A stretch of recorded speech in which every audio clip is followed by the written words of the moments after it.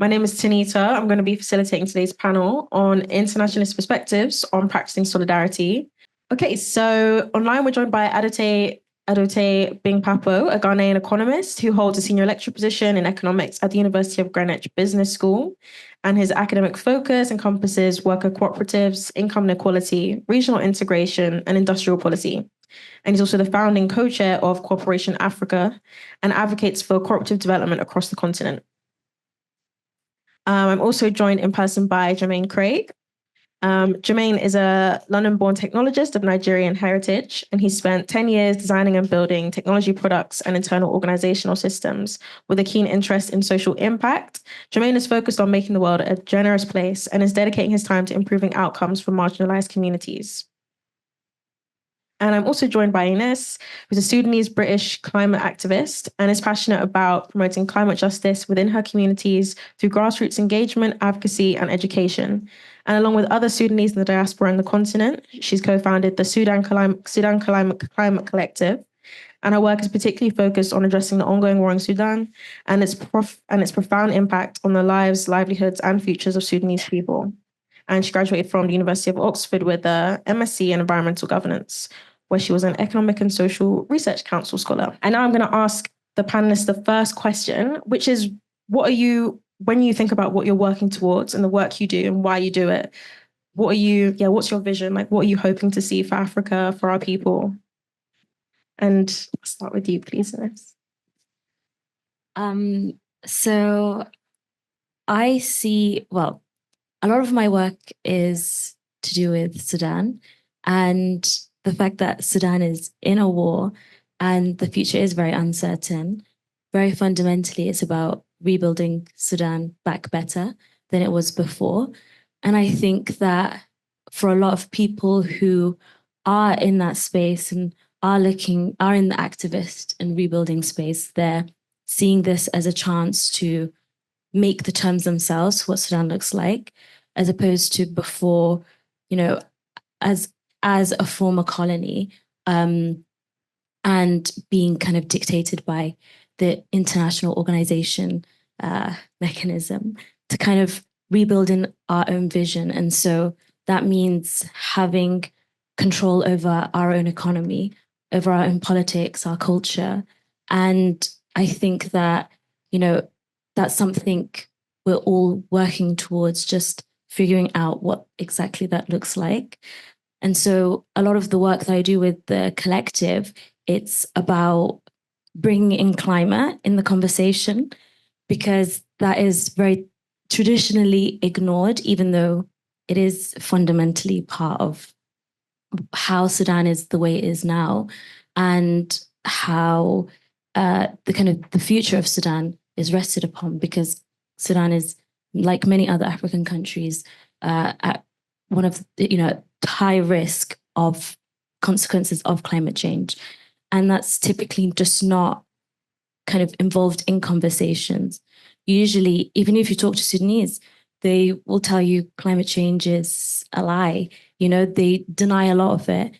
And it's about changing that perception and kind of reshifting the narrative and realizing if we're going to build back Sudan, it has to be, climate has to be in that conversation.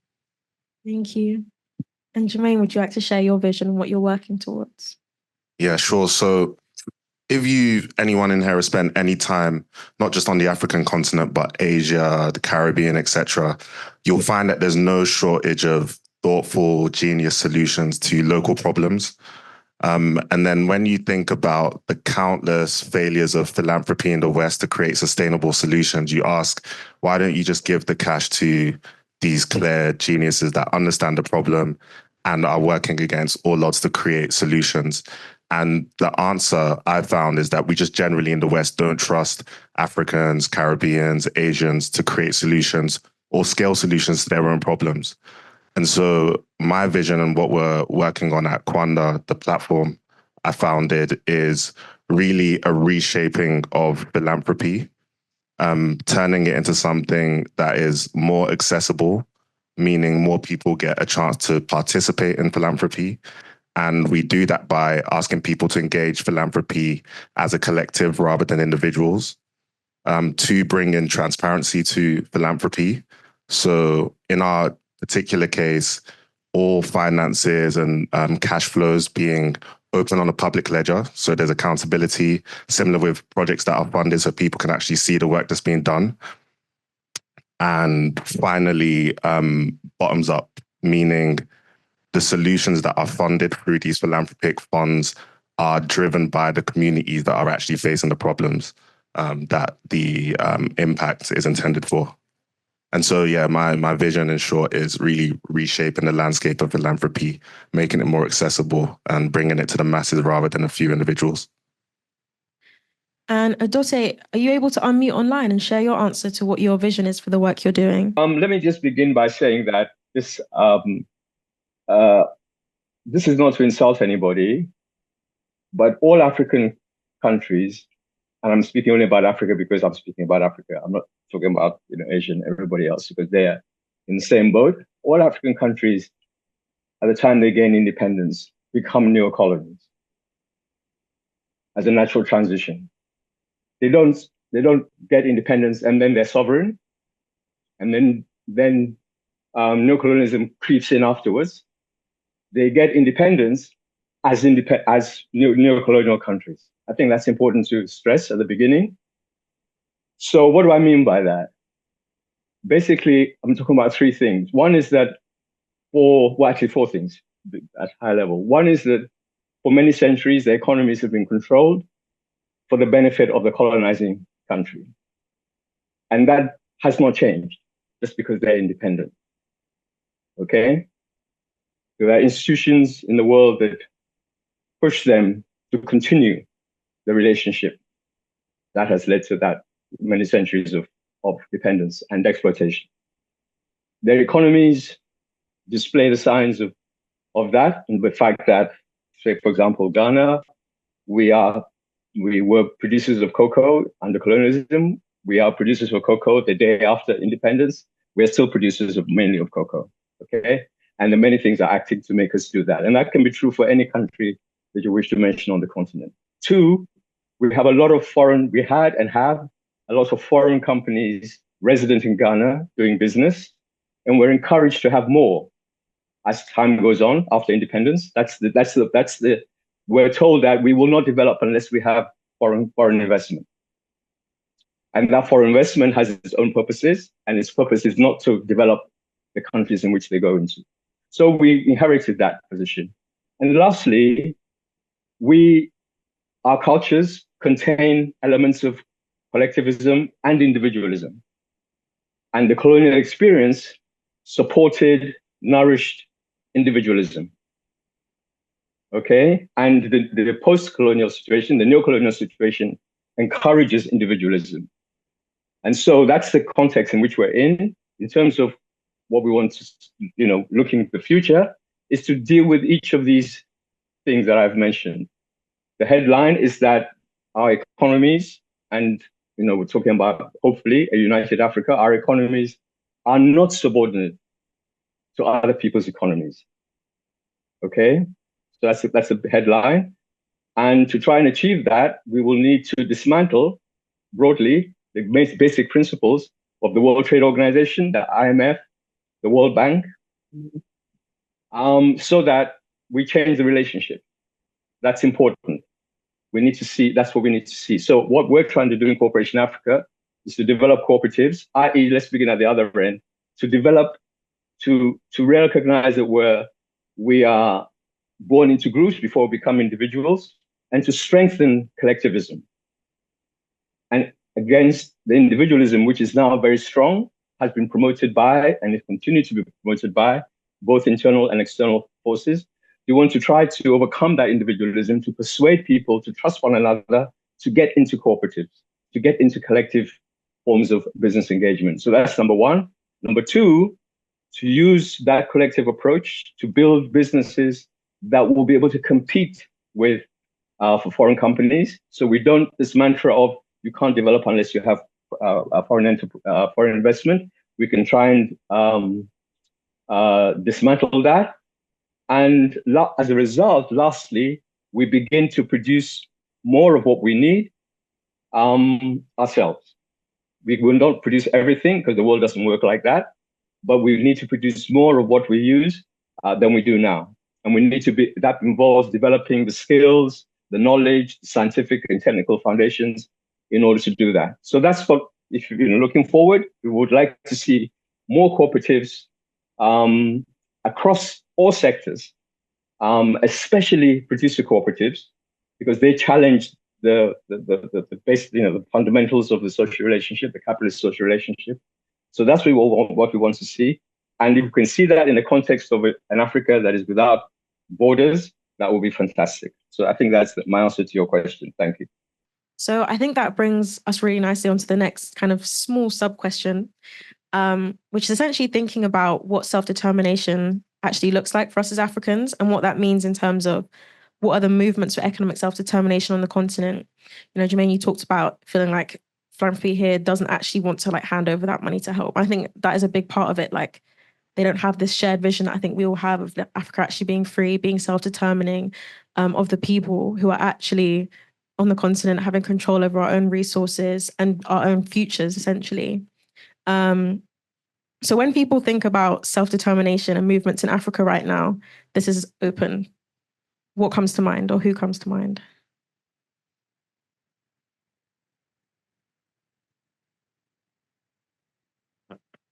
So there's two things that come to mind. One is in the physical form, and one is a similar thing in the digital form. Eco-villages. When I was in Ghana last, I realized there's a large rise in eco-villages, and this is not just Africans living on the continent, but also in the diaspora coming to these eco-villages. And the aim is ultimately food security. Once you can provide enough food to feed a community, you're somewhat out of the system, and then you can add on and ladder onto that. And then an equivalent that's actually happening as a result of blockchain technology, etc., is what is called network states. And so what people on the continent are trying to do essentially is decouple from the government. And I'll quickly run through the way it works is you take 100,000 people that have a shared ideology and are all digital internet native, know their way around the internet, and are drawing a salary in whatever way from whatever company they work at. And then they all basically meet each other online, and they could be across borders, across countries, and they essentially determine for themselves a government structure and a sense of ideologies that will guide their space in the network, in the cloud. And then what happens is once you have enough income between those 100,000 people, you can then all move to a physical location, crowdfund for land, or sway government policy by essentially saying, hey, I have 100,000 people who earn 20K. This is a certain amount of money that can be brought into this economy. We want this piece of land. We also want to self-govern. And as a result, we'll pay maybe a menial tax. So those are two things I'm seeing that kind of are pathways to self-determination, self-governance. It's really interesting. I never heard of that network states before. I don't know if that's new to other people as well. Yeah. So for me, two things come to mind. The first is land ownership. And I think that's the case actually all over the world, but particularly in Africa, where we have every resource possible, and and that is being exploited at the expense of our present and future lives. And especially in the case of Sudan, land ownership is very deeply tied to the war, but also future autonomy. So a lot of the Gulf states like the UAE and Saudi have for the past 20 years been buying a lot of land. And so has China as well, actually. And buying land and creating a lot of agricultural produce and sending, it's not only just for their own land countries, but also exporting it elsewhere. Sunnis don't get anything. And now you find themselves in a situation where they don't have any means to get food. And that's insane, considering that you're enclosed, landlocked, and you have land and the right environments, but you don't have access to your own food. Because it was Thomas Sankara that said, he who feeds you controls you. So owning your land is extremely important, not just for your sustenance in terms of food, sovereignty, but also just livelihood, being able to build a house and having that stability and, owning that land, owning that home and building that for your future generations. So where my family live, that was where my great grandfather made, he built that home and then now we don't have it because of the war. And who knows what will happen to that going forward, but it's very important to have that land ownership, not only just for your lives, but for your future generations. And the second thing I would say for sovereignty is it's your mentality, it's your identity. So I think the thing is with Africa is you don't necessarily have a shared identity. Depending on where you are, you've got a lot of conflict. You've got Egypt on one side saying they're not Africans, right? And then you have other parts where they're kind of, the East and West divide. There's a lot of tension. And I think what's really important is there has to be this shared unity. And in the diaspora, we think there is, right? And in many ways, and there is fundamentally, but on the continent, there is a lot of division and there is a lot of divide, and that does need to be addressed.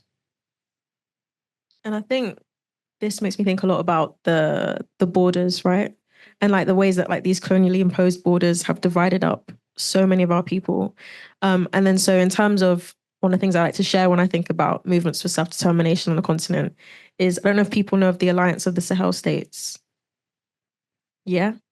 So the Alliance of the Sahel States is Burkina Faso, Mali, and Niger. And these three countries have recently had military coups where they've basically kicked out French imperialist forces. So French military are gone, French media are gone. In Niger, they've also stopped the main uranium company from basically stealing the uranium from Niger and using it to power France electricity. And so all of this is happening. And I think they actually had a meeting, it was either yesterday or the day before, which is basically them working closer to becoming a federation. So basically officially getting rid of those colonial borders, working together as a shared unit so that they can advance their kind of economic development in a way that is not beholden to the imperialist kind of like the IMF and all these kind of institutions, which right now we know they're always trying to get people on the continent, but we're really seeing that right now when we look at Kenya and what they're protesting about over there. So I just really think it's really important for us to raise that and be always thinking about those movements which are doing that work in a very big and exciting way. So, Adoteye, did you want to add? Yes, absolutely. I think that again there are different spheres of different dimensions of what I would call self-determination. I think that we may have. Well, let me just go into this. The military dimension. We were talking about some of the countries in the Burkina Faso, Niger, Mali, asking France and the US to leave.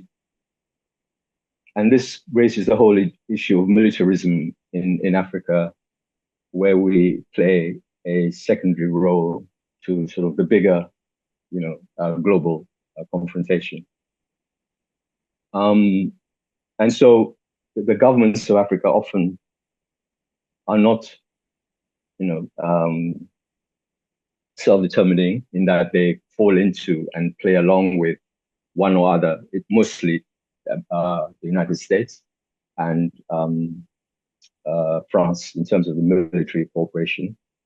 And it's worth just perhaps mentioning that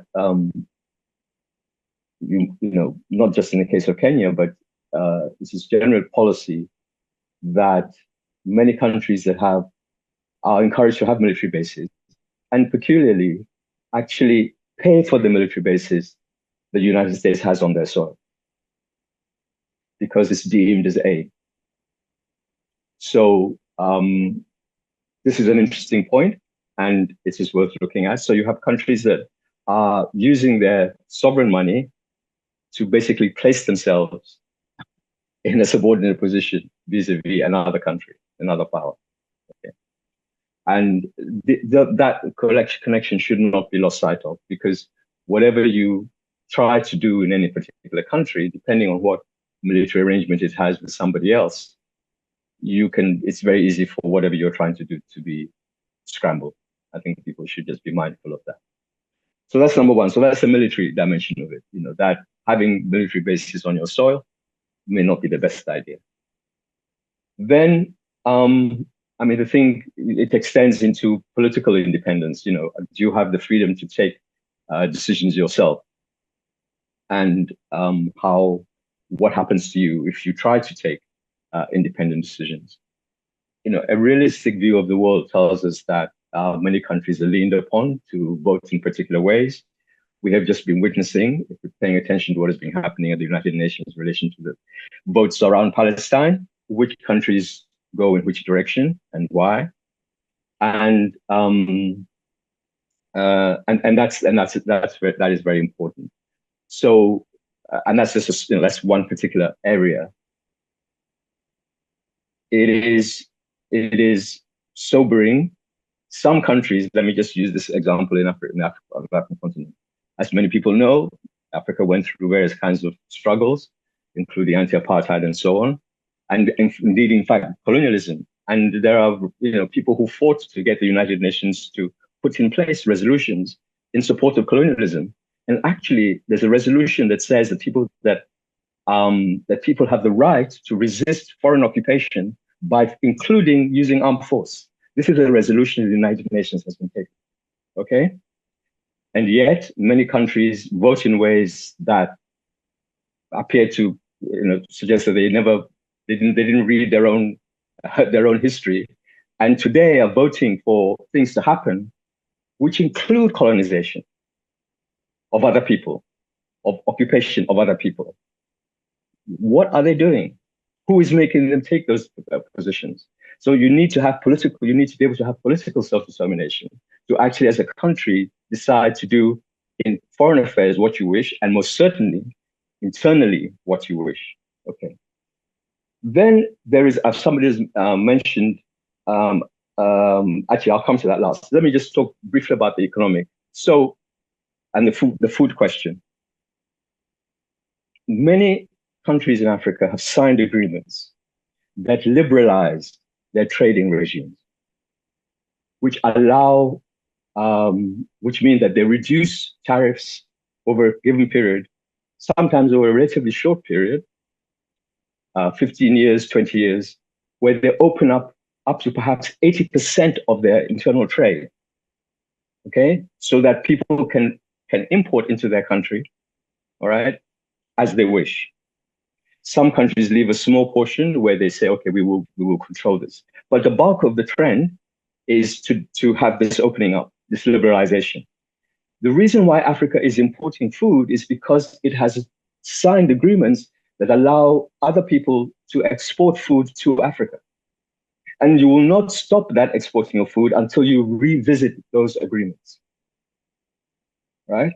So that's really, really important. So the struggles that we have are in these spaces, in the corridors of power, as well as, outside the corridors of power.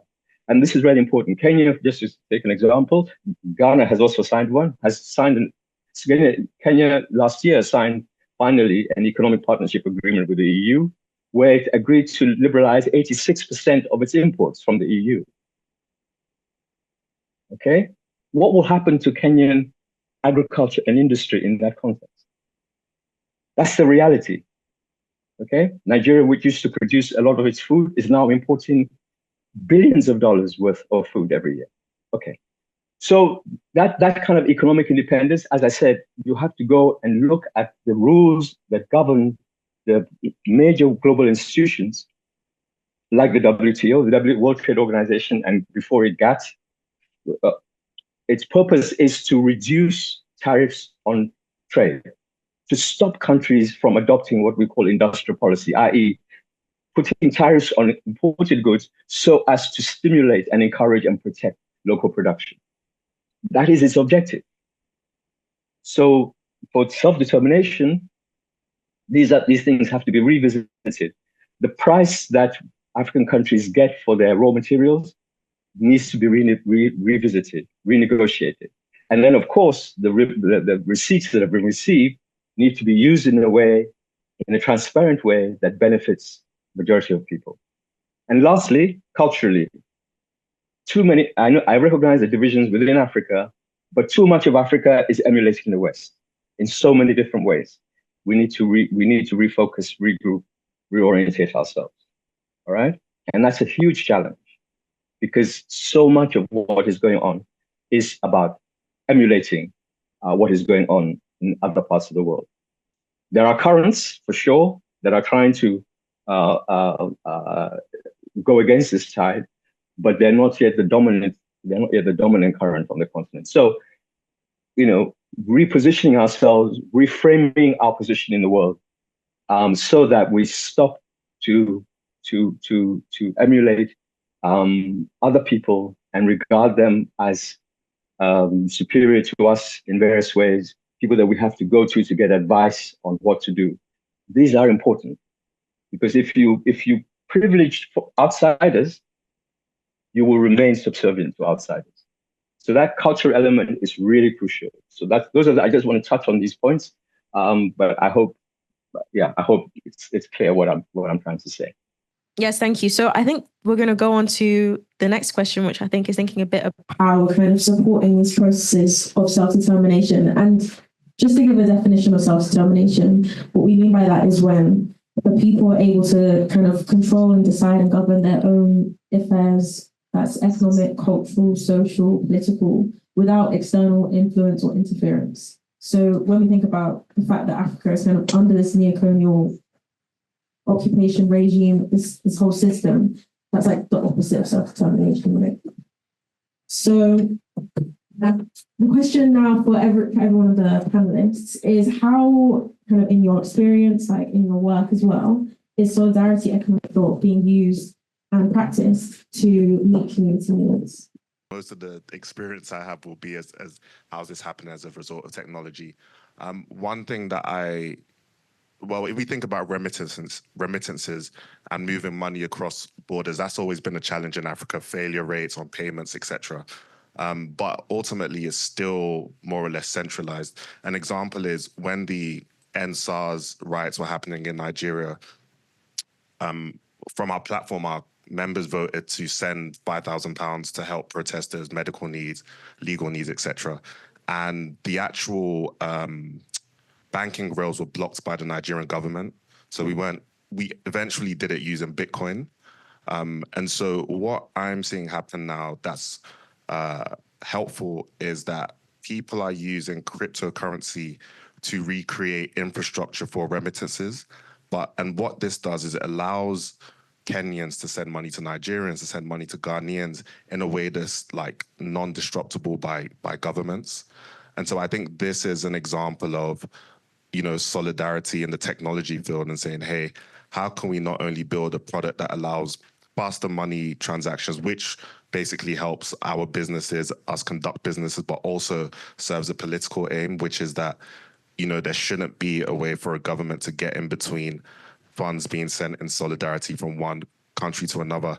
And that is a tactic that could ultimately be used to starve a protest that happens in a more feverish nature and can contain it to the country in which it started.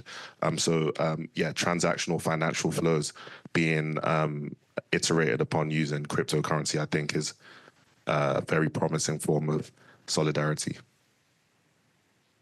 Yeah, definitely. I really like that one. I think especially when you think about, that kind of monopoly on finance that a lot of like governments and also like international systems have, and being able to disrupt that by having like community transactions is like really important because, getting those funds to people is literally life or death. Would you like to add anything? Yes. Remittances is a really big thing in Sudan, especially in the context of the war, because you don't have organizations or anything kind of supporting people. So a lot of the time for a lot of families to be able to escape, they've had to depend on their family that live abroad. But then the issue is the system, because so structurally, how do they get the money there, right? They have to go through kind of these systems like Western Union, and they take a cut, or that they have to send it to another country and then send it to their bank, but the currency is tied to the US dollar, and the US dollar plummets the value of the Sudanese pound. So people aren't even able to send the value of what's worth to their own family. And kind of, what you see now is a lot of people stepping in for their own communities. And I think with kind of solidarity economics, it's about, changing the entire system. It's about changing how money moves around, and what is it used for. And that is community-based, essentially, right? Because we talk a lot about kind of, especially in the specifically context of Sudan, a lot of the projects that are made possible are through these industrial complexes like the IMF and the World Bank, but now they've had to pull back, and there's this kind of vacuum. And so what you see is actually a lot of organizations stepping up for each other. And if they're not giving resources, then they're finding monies from outside to kind of pull it. So I see that's quite optimistic, because it is a move away from the reliance of these kind of international organizations. But things just systemically need to be able to change to enable to facilitate that, because it's still on the Western capitalist economic system. Let me just say a little bit. I'll say what I want to say in the context of what we're trying to do as Coorperation Africa. So, as I said, our basic objective is to grow the number of co-ops in Africa, and especially co-ops.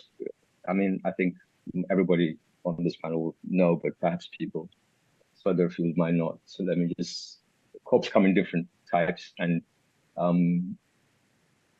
all really effectively all except one type can underpin the capitalist system. So we're in favor of co-ops, but especially we're in favor of what we would call producer cooperatives, where it's just people who are owning a business together and gaining their livelihoods through joint ownership and democratic management of those businesses. So how are we trying to do that? We've got three main ways of trying to do that. One is that we're trying to understand our context. So we do research and advocacy. We're relatively new. We've just commissioned 5 studies in Ghana to look at, how big is the cooperative footprint? What do people think about it? What encourages people to join co-ops? What discourages people from joining co-ops? What political support is there for cooperatives? What legal support is there? What is the legal framework for starting co-ops? What technical support is provided? What financial support is provided, and so on. So we try to understand in detail what's going on in a particular country, and on the basis of that, hopefully, the work we're doing will get the results early next year.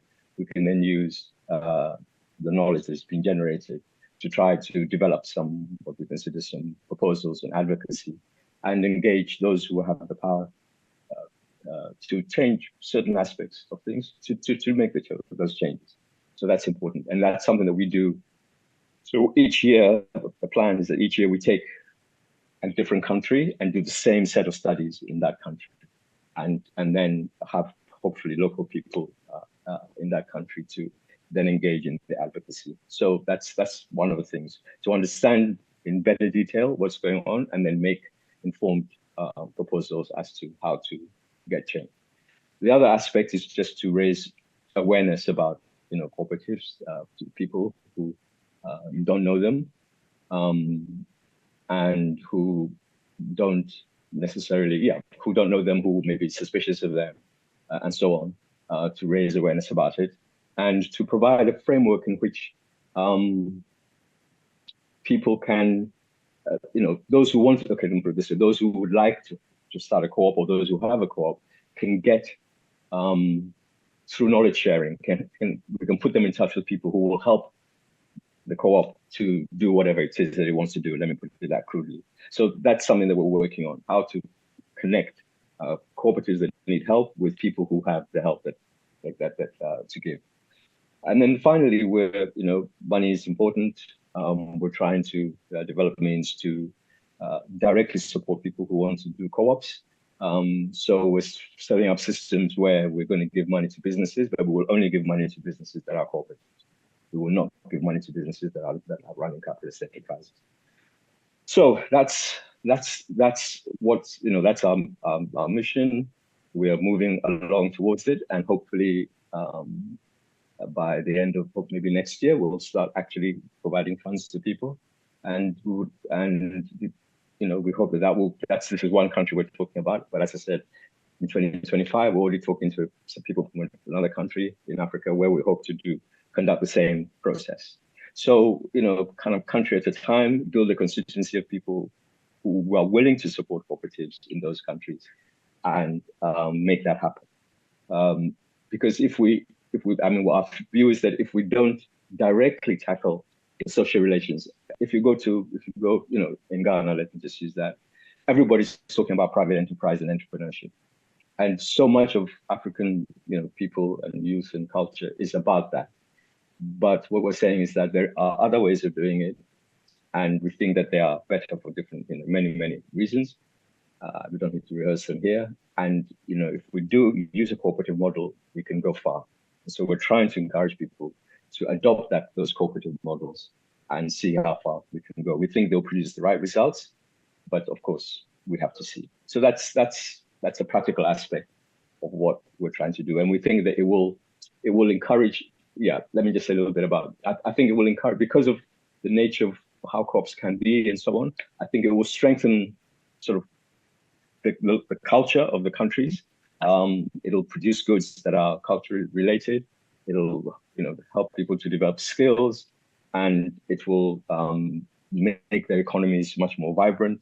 And it'll also provide opportunities for countries across the continent, different parts of the continent, to exchange goods and services with one another. So that would be what I would say in answer to that question. Thank you. Thank you. And you touched on being able to exchange goods and services across the continent. But in terms of thinking about where the diaspora fits in, and this question is for all three of you, what strategies are you seeing or using to kind of build solidarity from the continent to the diaspora or diasporas, to connect and build this kind of like solidarity economy, or however you kind of term your work?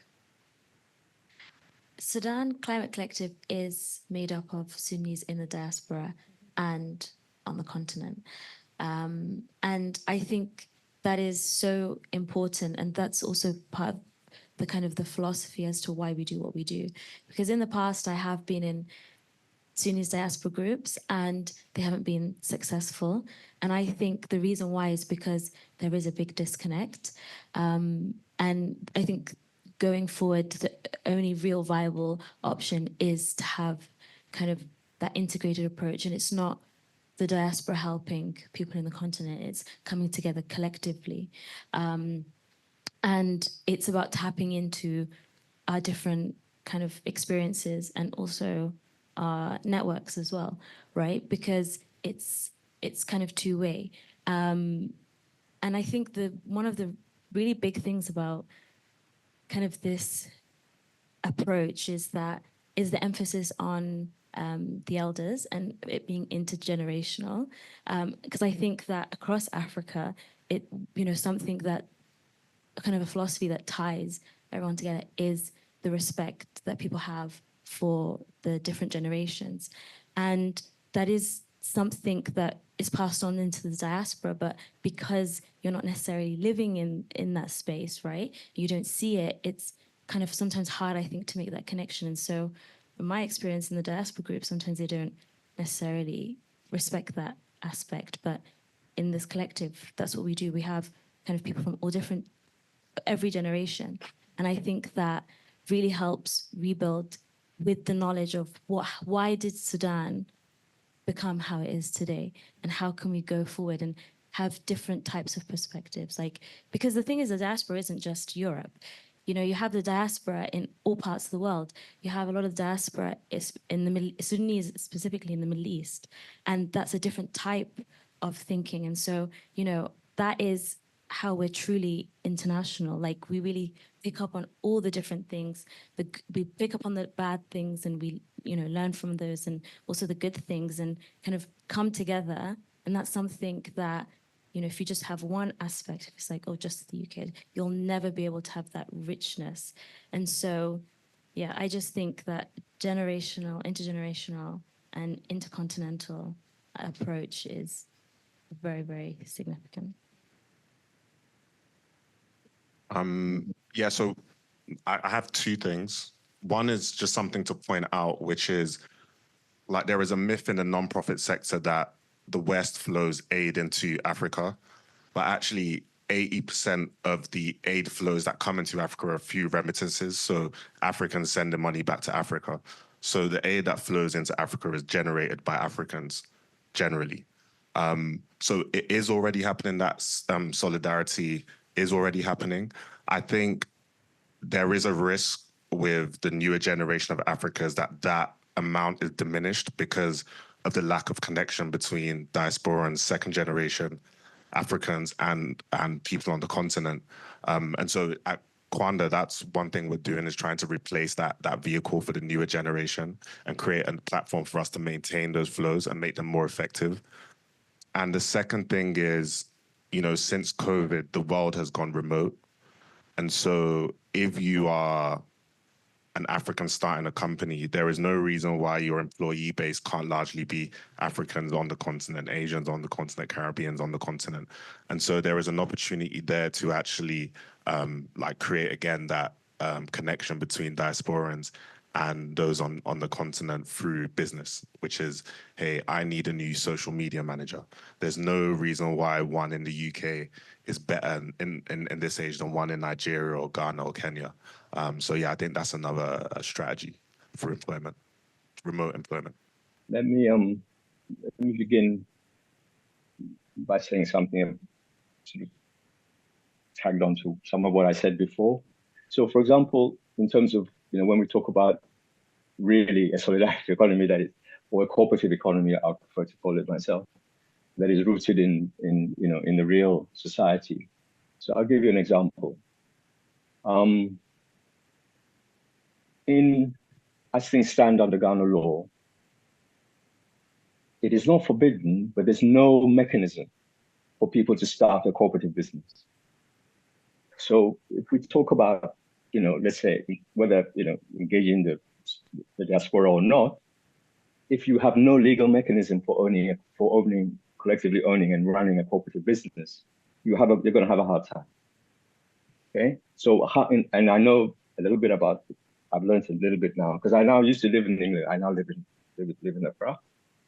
I learned a little bit about what's going on in the rest of the continent in that respect. So it's not a common thing, or rather what is happening with the situation in Ghana is not uncommon. So there's no formal mechanism that encourages people to start cooperative businesses. You can have marketing co-ops and things like that, but not cooperative businesses as such. So I would say that people who are who really want to do a cooperative, what you may call solidarity, or what I would call cooperative business, is that the law needs to change to make that possible. Otherwise, you're going to be stuck with a model of private enterprise business. So let me just say that, put that in place. And then engaging with the diaspora, I mean, as I said, I've been on both sides, so I've experienced both sides. A lot of the money that the diaspora has been sending to Africa has been mostly for consumption and relatively little for production. And so that is something that will need to be looked at. But, based on what we're supposed to be, what we're talking about, it's a solidarity economy where people are doing things together rather than working for somebody else. The money that is flowing into Africa from the diaspora would need to be coming in to support cooperative enterprise. Yeah. In my view, just in my view, that would need to be important, and we would need to, try and see how we can make that happen. And as has been said, I think, getting the diaspora to My own experience is a bit that, or so let me not say my own experience, but sometimes the money that is coming into the diaspora is for people in the diaspora to start businesses and so on. But as I set up as enterprises that they are going to manage in a particular way. They're not starting businesses to manage them as cooperatives. And I want to keep stressing this point because otherwise it will get lost. They're starting businesses in order to generate certainly an economic profile, which is good, but doing so within the dominant framework, which is problematic. So I think that a lot of work would need to be done with members of the diaspora, so that their coming would actually support a solidarity economy, would actually support a cooperative enterprise. I think that there's a lot of work that would need to be done in that regard. And whereas it is easy to, as it were, see the distinction between the former colonizing power and so on and so forth, and its businesses and us, we also need to pay attention to what relationship we have among ourselves, and that we should not reproduce among ourselves the relationships, the individualistic, acquisitive, capitalistic businesses that have generated so many problems in their home countries and indeed for the rest of the world. So I cannot point to concretely experiences that one has had. Most diasporans that I've come across so far have got particular projects, sometimes social, I would call them social enterprises or social projects, which are very useful, and they're coming in order to make those things happen. I can't say that I can speak about, I can say much about, because I don't have experience of diasporans coming in order to build cooperative enterprises. What do you feel like are some of the big challenges that you're kind of noticing or experiencing in your work and in kind of the vision you're trying to achieve? But also, what do you think has been really supportive to achieving that? So if that's a specific kind of aspect of community, if that's like a specific like access to technology, like things that we could all kind of like a kind of lessons learned, kind of like what things are helping and then what things are kind of really restricting. One of the biggest challenges is resources. And I think as in kind of economic resources and also time resources. And that is what every Sudanese organization that we speak to, that's what they say time and time again. We don't have enough people, we don't have an access to enough people to be able to help us deliver what we want to create, or we don't have enough money to help us bring our vision into a reality. That is time and time again brought up, and even our own collective, we don't have a lot of money, we don't have enough people, and that's the reality of community organizing. You don't, that's something that you do in spite of not having the ability to be able to do it, right? It's running off vibes and also just determination and will. And that's not sustainable. It really isn't. In this society that we live in, it's so hard, and that's why we run ourselves into burnout and unable to actually realize what we want to do. So resources is a very, very big challenge. And I think what does help is really really looking out for each other, in the community, in the principles of community. And that means kind of realizing when it gets too much, it's okay to take a step back, rather, especially when it's kind of your vision and you really care about it. It's hard to take that step back, but kind of cultivating that community of care is very important, because what we're trying to achieve won't be done in the next 5 years. It's not a 5-year plan. This is for this generation and the generations to come. It's a very long vision. So kind of being kinder to ourselves, I think that has really helped us to kind of continue doing what we want to do. Thank you. Yeah, I'd say on our side, we're forced to bootstrap because of the nature of what we're doing. It's like individuals coming together to create a philanthropic fund. And there is no way to accelerate the pace of what we're doing because it's counter to everything else in that a rich philanthropist doesn't want to join because he gets melted into the noise of the thousands of other members. Any other philanthropic organization, it shines a spotlight on all the ways they're not being transparent, etc. So no funding is going to come our way to perpetuate that message. That's the challenge, but ultimately it's what we signed up for. And what's going to make the fund rigid going into the future. I guess thing that's been helpful is that we've modeled the entire fund off of very natural instincts and behaviors. So the transparency element, the communal element, it's such that people immediately get it. In fact, most people that I talk to say, I've had this idea before, and it's good to see you've executed it. So that's very helpful. We're not actually pushing forward. Like when you think about philanthropy in the natural sense, it's actually very unnatural. One person having the power to determine the lives of many. It's not something that is instinctually correct to us. So the community model that we've leaned on makes it very easy to market because people immediately get it and understand what we're trying to do. And we can kind of turn off our brains and know that element will kind of push us forward. We don't need to do any trickery. The most difficult, two of the difficult things, I've mentioned one of them already, is that, okay, so Africa is not homogeneous at all.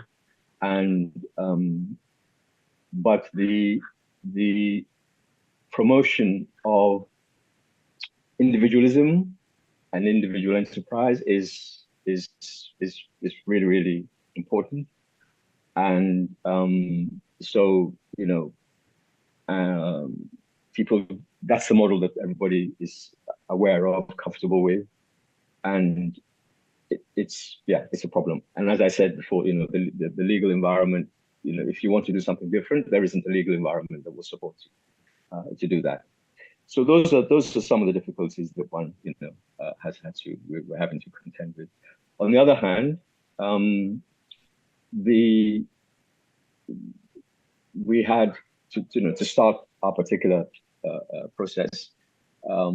We started in actually the discussions began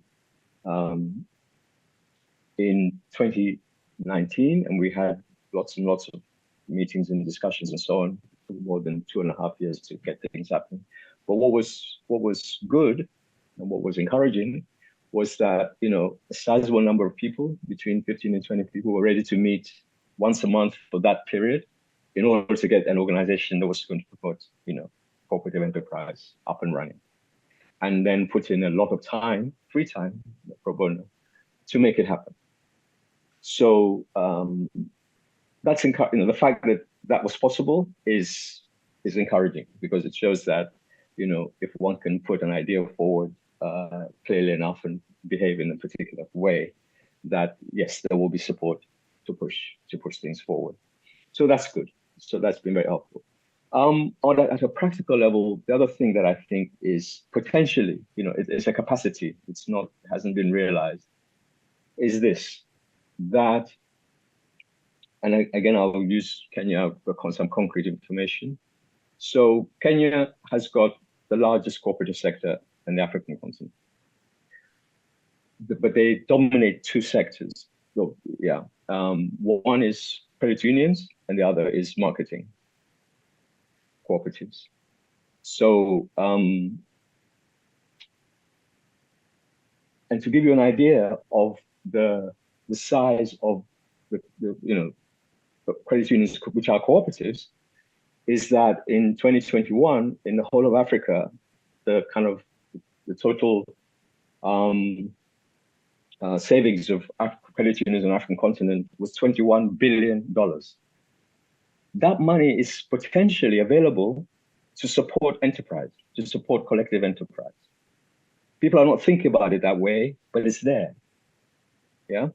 And so it's about how we can operate to begin to use the resources that are actually already on the continent in slightly different ways from what we have been used to using, how we've been used to using.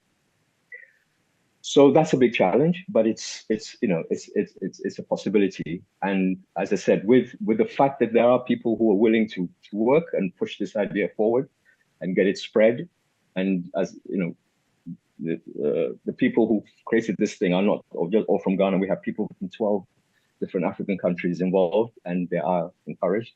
So the fact that we can get people to do this kind of work is, as I say, good. And the fact that there is actually potentially a capacity, right, to leverage our finances slightly differently.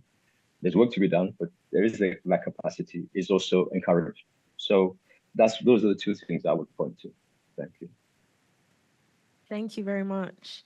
So I'm going to open it up to the audience. Does anyone have any questions they'd like to ask any of our panelists? Yeah.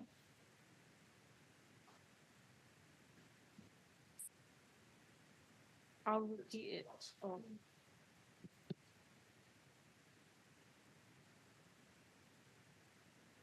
Hi, Caesar.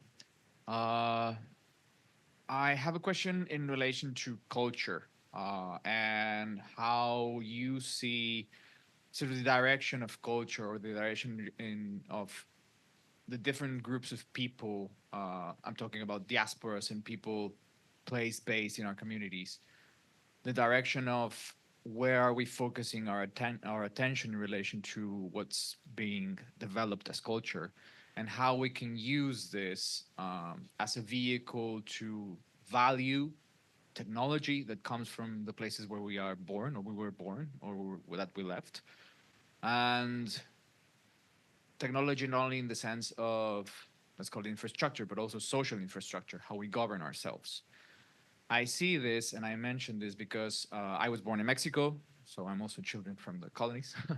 But I see, for example, technology that was developed from the communities in Mexico being taken by communities in the West, say permaculture, right? And this is happening for many cultures across the planet. But what are we doing ourselves to value this technology, these cultural practices? And not only that, but to make it our new mainstream, more or less.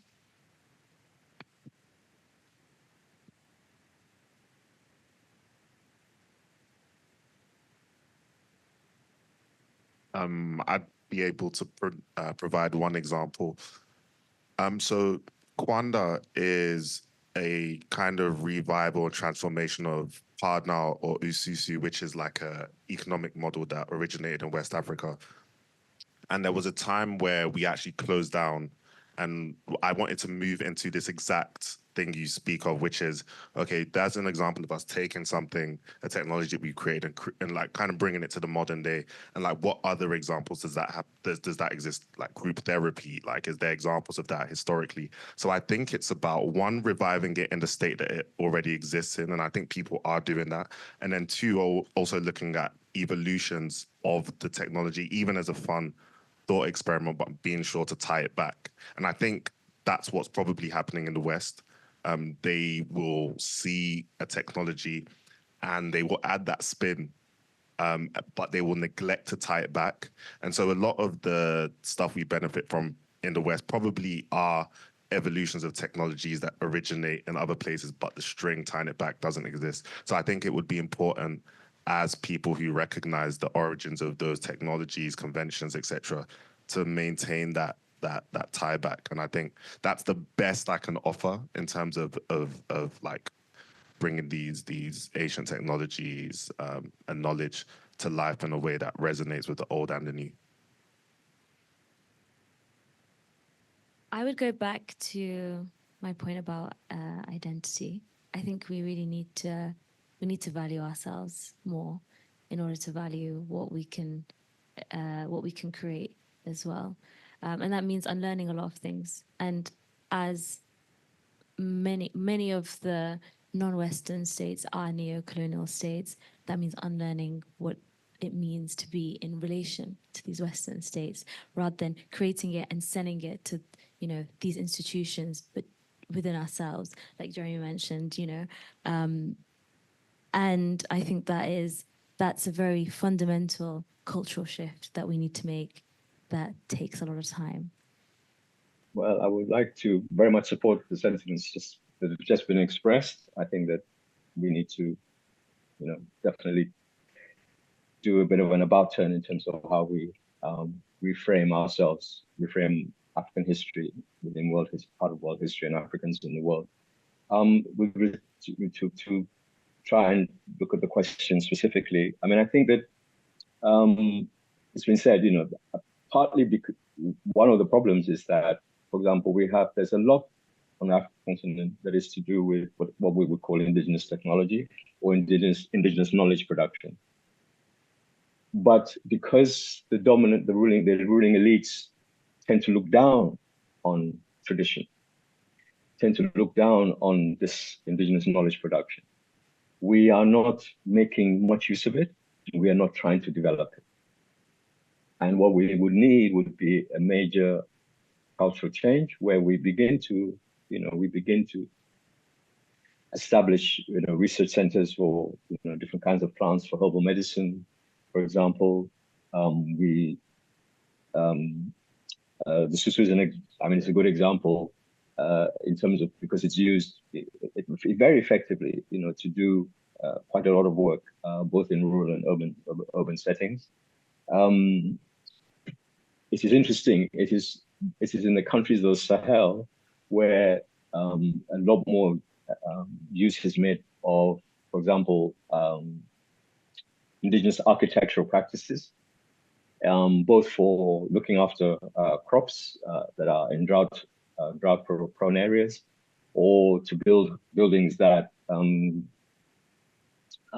take into account, the direction of the sun, the direction of wind movement, speed of wind movements, and so on. But this requires people, as I said, our ruling elites, to respect the history, to respect where they have come from, and not to be running away, from it.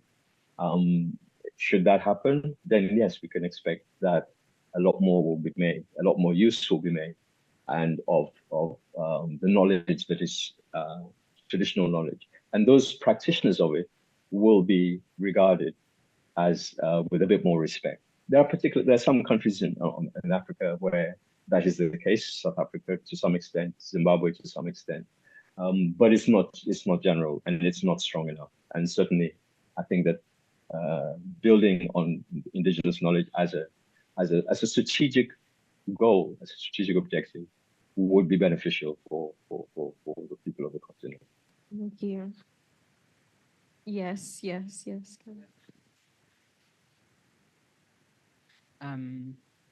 Yeah, thanks so much for holding with such nuance and texture. A really tricky topic, I guess. One thing that I have been grappling with is I suppose going back home. I'm Tamil from Sri Lanka. I guess kind of in a stage of recovering from a liberation, unsuccessful in a particular sense anyway, militarized liberation struggle, and going in, I suppose, with a anti-capitalist kind of orientation, and being received like, here, I'm a doctor, I'm in London, and they're like, where's the peas?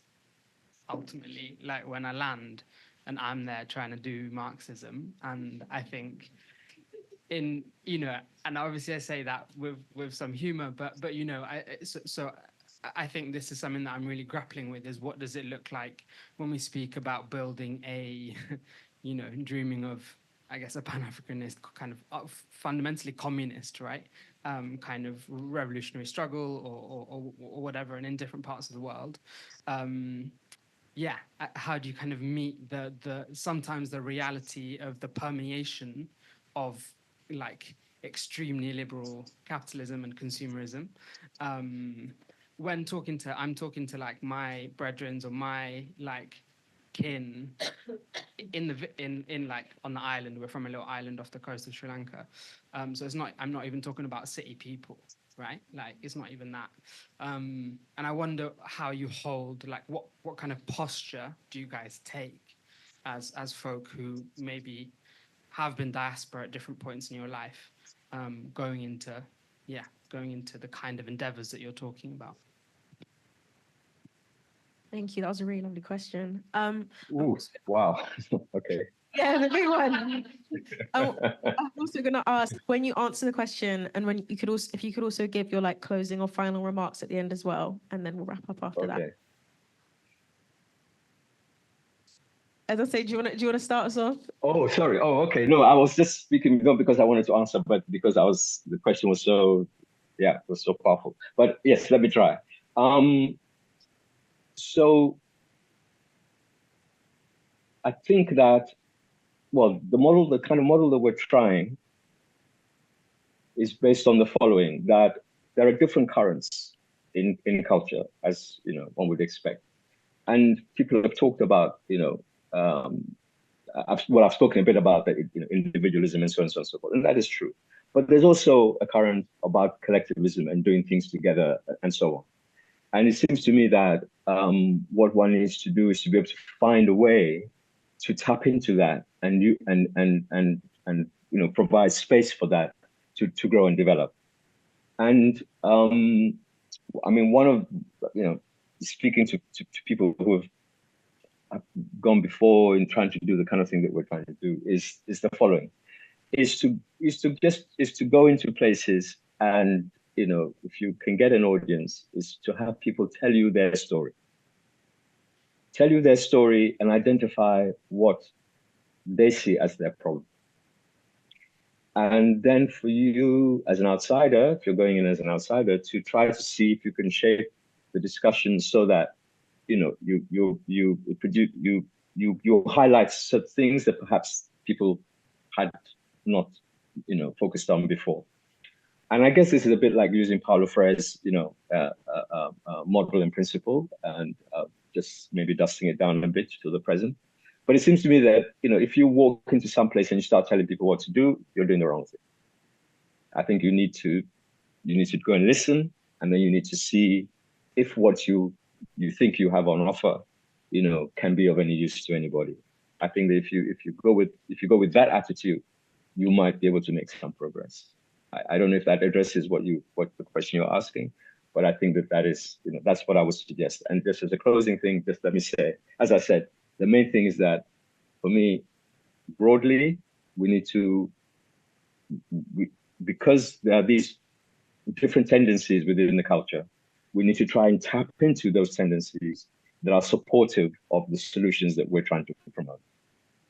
I think that's the key thing that we need to do, and that we need to recognize that we're going to have to do that against opposition from many sources, but most of all from our elites, who would be wanting to go in the other direction from what we have been talking about.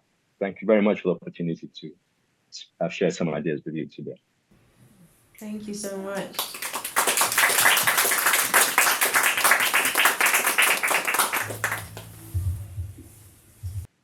Yeah, I'm going to be honest and say I haven't thought about that from a person-to-person point of view before, so I have nothing to tell you.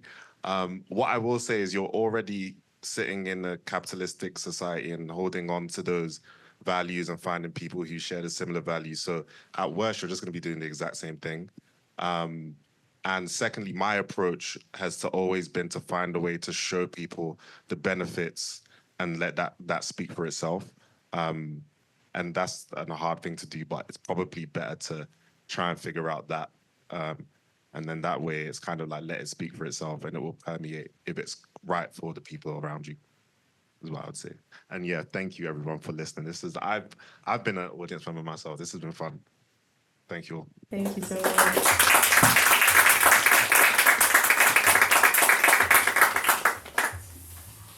Thank you so much for your question. That was so powerful.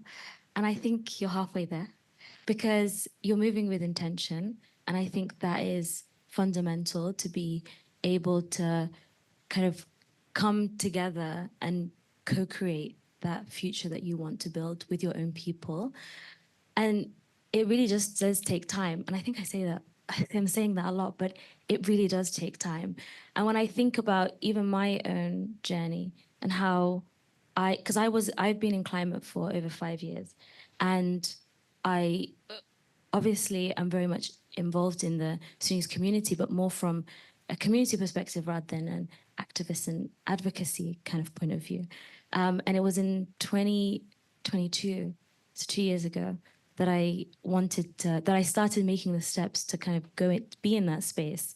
And at first there was a lot of resistance. Because I didn't have those contacts, it was hard to find my community in that space. And then now I'm in this collective, and a lot happens in 2 years.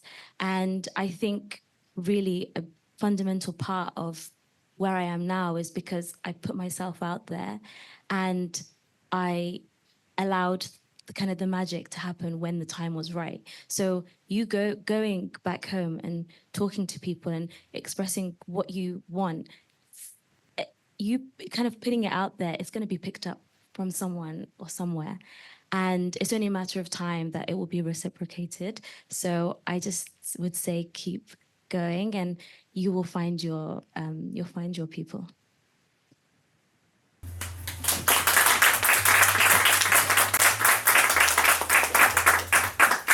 Okay, lovely. So we're going to wrap up now. But I also wanted to, because we've talked a bit about this question before, but one of the things I'd like to offer, which I think also speaks to what the other panelists have said, is I think not waiting until you get there. Is that I think we live, like in the times we live in now, like we talked about technology we have, remote, all this stuff, is that you can ask these questions of people in terms of understanding their experiences, talking to them and learning what they need from us while we're even here right now in the diaspora. And I think practicing that, and I think even while you're being here, is practicing the kind of solidarity economy initiatives that you would want to support people to practice when you go back home. And so I think it's this mixture of learning, listening, practice, and also I think how you're kind of supporting your own learning as well. I think it all kind of connects. And there's going to be some more stuff happening with decolonizing economics. Like we're going to be looking at kind of solidarity economy practices, like historically in the African diaspora community here. So that's all very exciting stuff coming up. So make sure people still stay tuned in for all of that.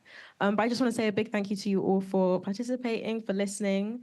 And a massive thank you again to the panelists. I've learned so much and I really enjoyed this conversation. Thank you, everyone. Thank you. Thank you. Bye-bye.